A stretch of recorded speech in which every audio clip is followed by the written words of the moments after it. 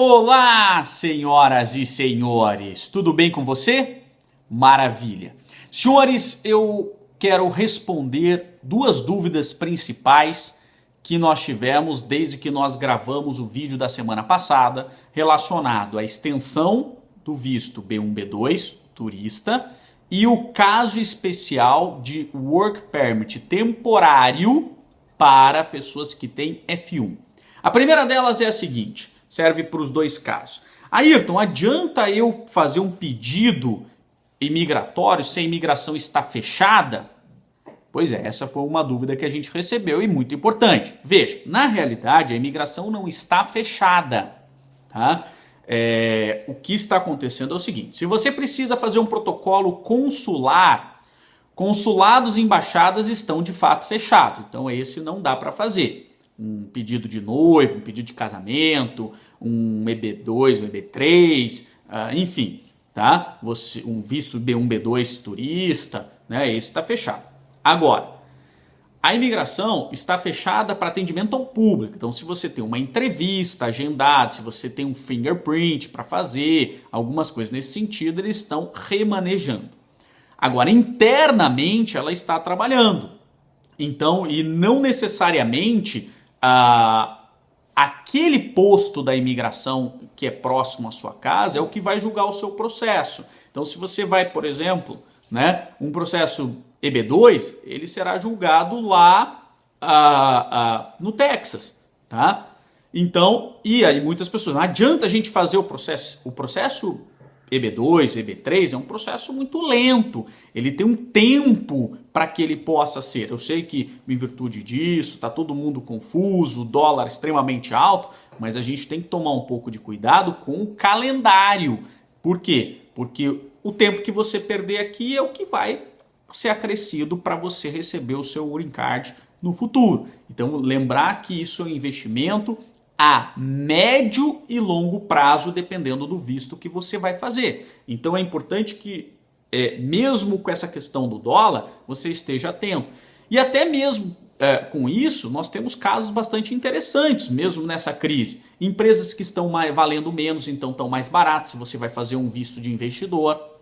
Se você vai tentar um visto E, mesmo com dólar alto, você tem a possibilidade de investir num negócio e pagando menos, ainda que o dólar esteja mais alto. Tem casos interessantes que a gente tem visto aí. Lembrando que em toda crise, segundo o especialista em franchise, Daniel Bernard, meu amigo, que é um dos grandes especialistas em franchise no Brasil, o Daniel Bernard, ele comenta um detalhe muito importante que é uma estatística. Quando a economia vai mal, o sistema de franquia sempre dá um up, porque você acaba investindo em algo que já está desenvolvido. Então é algo bastante interessante. Mas isso é só um comentário. Mesmo que você vai fazer um visto L1, por exemplo, que não permite investimento em franquias, né? Mas você pode também achar negócios mais em conta em virtude dessa crise, que é uma crise global. Então é achar a oportunidade no meio da crise, né? Agora, paralelo a isso, então a imigração está funcionando, você protocola via correios. Os processos a gente protocola ele fisicamente via correios. Joia? Uma outra pergunta muito importante é sobre o F1 e muitas pessoas falam, olha, o F1 é só aplicável para quem tem F1 para a universidade ou ele também é aplicável para quem tem curso de idioma? E aí tem muito advogado falando, cada um dentro da sua interpretação. E eu costumo lembrar nesses momentos uma frase muito interessante do meu ex-professor de Direito Administrativo, Romeu Felipe Bacelar, um dos grandes gênios do direito administrativo, e atuar em imigração é direito administrativo. E ele dizia uma frase que eu gosto de pensar muito sobre ela. Ele fala assim, o advogado cria, os outros demais profissionais do direito copiam. É claro que é uma figura de linguagem, né? Mas se você for analisar, não deixa de ser verdade. Por quê? Porque o advogado, pelo menos o bom advogado, é aquele que olha a norma e interpreta a norma mais do que o que está escrito. Por quê? Porque a norma foi escrita, quando você olha a norma, dá uma sensação, numa interpretação literal, que é apenas para o F1 de faculdade. Só que isso é tiro certeiro. Então o advogado que vai fazer isso é tiro certeiro. Vai lá e tudo mais. Ele não está criando nada. Ele só está copiando a norma. Por quê? Agora, existem outras interpretações, e é por isso que o advogado cria isso que o professor Romeu Felipe Bacelar fala, porque ele olha a norma e com a interpretação teleológica da norma, ele subtrai da norma mais do que o que está escrito. Então, isso é a grande interpretação e essa é a mágica do direito. Tanto que eu, quando ministro as minhas aulas, meus ex-alunos devem lembrar dessa frase, eu sempre termino dizendo assim, alguma dúvida? Alguma certeza? O direito é feito de incertezas, essa é a grande emoção. O direito não é uma fórmula matemática que você olha a norma, porque isso qualquer pessoa que sabe ler e escrever olha a norma e lê. Agora, se você analisar friamente, é possível entender que também é cabível para os demais casos de F1. E eu como professor, eu não estou aqui na figura do advogado, eu estou aqui na figura de professor. Eu como professor olho essa norma e interpreto ela de maneira abrangente. Porque olha o que diz. O Special Student Relief, então o alívio, né, especial para estudantes, é a suspensão de certos requisitos regulamentares pelo secretário de Segurança Interna, estou fazendo uma tradução grosseira, tá? Para estudantes F1 de partes do mundo que estão passando por circunstâncias emergentes. Em nenhum momento a norma está restringindo ao F1 dentro de universidades. Aí ele coloca assim, exemplos de circunstâncias emergentes incluem catástrofes naturais, conflitos militares, guerras, crises financeiras, nacionais ou internacionais. Que existe uma circunstância emergencial, existe, ponto. Tá?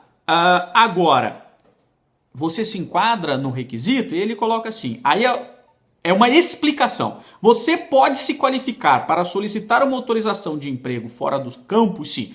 Aí a pessoa lê isso aqui, o advogado lê e fala, não, é só para quem está no campus. Não, porque esquece de interpretar lá atrás, dizendo assim, porque não está restringindo só para o campus. Você pode solicitar fora do campus. C. Agora, lá na descrição normativa, ele diz assim, suspensão de certos requisitos para estudantes F1 de partes do mundo que estão passando por circunstâncias emergenciais, certo? Então, olha só. O cidadão de um país está especificado em um aviso de Federal Register. Estiver legalmente presente nos Estados Unidos pelo período indicado nesse Federal Register. Se reportou em tempo ao oficial da escola designada e se matriculou em uma escola certificada pelo Programa de Estudantes e Visitantes para Intercâmbio desde a situação especial. Estão atualmente mantendo o status F1 e enfrentando severas dificuldades econômicas. Então, quando eu leio a norma como professor de direito, eu vejo que existe uma outra interpretação dada pelo senso comum. Agora, no seu caso concreto, aí o que eu recomendo é que você contrate um bom advogado. Joia? Contrate um bom advogado, porque só um bom advogado vai poder fazer uma interpretação normativa para o seu caso concreto.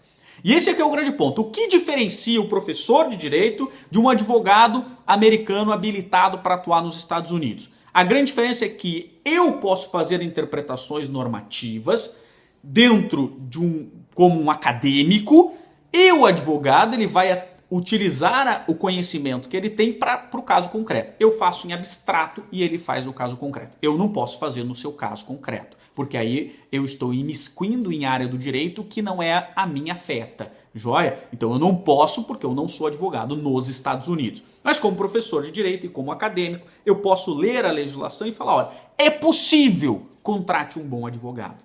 Tranquilo, senhores, sim ou não? Fácil, médio ou difícil? Facílimo, não é mesmo? Senhores, muito obrigado pela atenção de vocês e eu parabenizo a todos pela busca do conhecimento. Um grande abraço para você e até o nosso próximo vídeo. Até mais!